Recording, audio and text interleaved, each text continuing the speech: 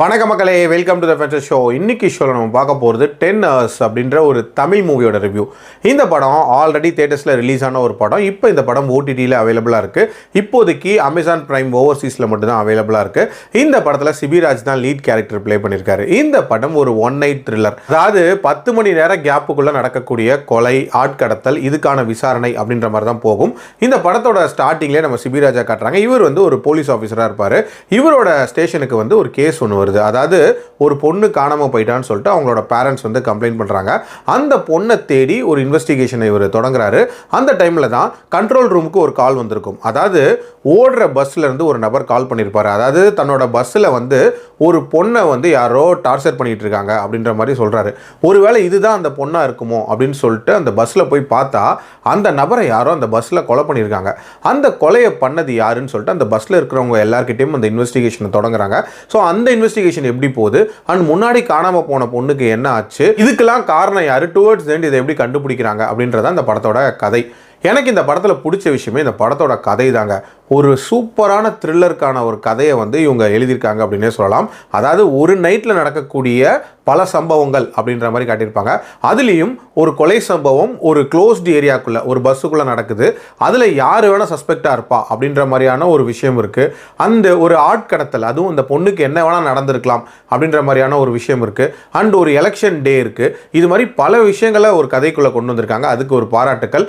Also அந்த கிளைமேக்ஸில் வரக்கூடிய அந்த ட்விஸ்ட், யார் இதெல்லாம் பண்ணியிருப்பா அப்படின்ற அந்த ஒரு விஷயம் இருக்குல்ல, அதுவுமே வந்து நல்லாவே ஒர்க் அவுட் ஆயிருந்துச்சு. அதுக்கான ரீசனிங்கும் ஓகேவாக இருந்துச்சு.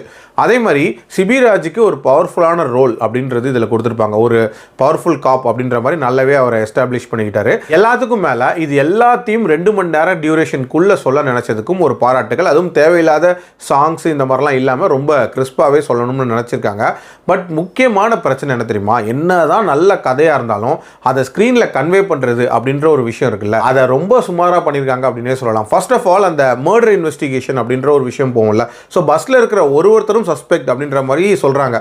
அந்த சஸ்பெக்ட்டுக்கான அந்த ஸ்டோரி இருக்கும்ல, எதனால் இவங்களை சஸ்பெக்ட்னு சொல்கிறாங்கன்ட்டு, அது அந்த அளவுக்கு ஆர்கானிக்காகவே இருக்காது அப்படின்னே சொல்லலாம். ரொம்ப ஃபோர்ஸ்ஃபுல்லாக இன்க்ளூட் பண்ண கதைகள் மாதிரி இருக்கும். அதுலேயும் ஹீரோ வந்து சும்மா எல்லாத்துக்கும் சண்டைக்கு போவார் அப்படின்ற மாதிரி காட்டியிருப்பாங்க. கொஞ்சமாவது நேச்சுரலாக அந்த விஷயங்களை அமைச்சிருந்துருக்கலாம்.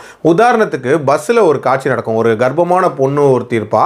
அந்த பொண்ணுக்கிட்ட வந்து அந்த பஸ்ஸில் இருக்கக்கூடிய கண்டக்டர் இருக்கான்ல, அவன் வந்து கொஞ்சம் ஹார்ஷாக பிஹேவ் பண்ணுறான் அப்படின்ற மாதிரியான ஒரு காட்சி. அந்த காட்சியில் நீ யார்கிட்ட லோடு வாங்கிட்டு வந்த அப்படின்ற அளவுக்கு அந்த கண்டக்டர் பேசுகிற மாதிரி காட்டுவாங்க.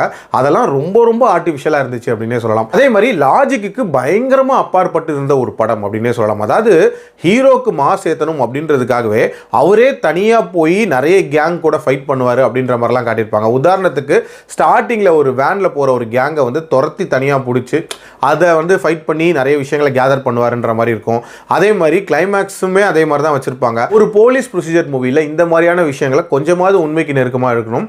எல்லாத்துக்கும் மேலே எலெக்ஷன் டே அப்படின்னு சொல்லுவாங்க, அதுக்கான பரபரப்போ இல்லை அதுக்கான செக்கிங்கோ எதுவுமே இல்லாத மாதிரி தான் இருக்கும். இது மாதிரி நிறைய பிரச்சனைகள் இருக்கக்கூடிய ஒரு படம் தான். பட் ட்ரை பண்ணணும் அப்படின்னா கண்டிப்பாக ஒன்ஸ் ட்ரை பண்ணி பார்க்கலாம். என்னோட ரேட்டிங் இந்த படத்துக்கு 2.7 out of 5. அடல் கண்டென்ட்லாம் பெருசாக இல்லை, பாருங்கள். மீண்டும் அடுத்த விமர்சனத்தில் சந்திக்கிறேன். நன்றி, வணக்கம்.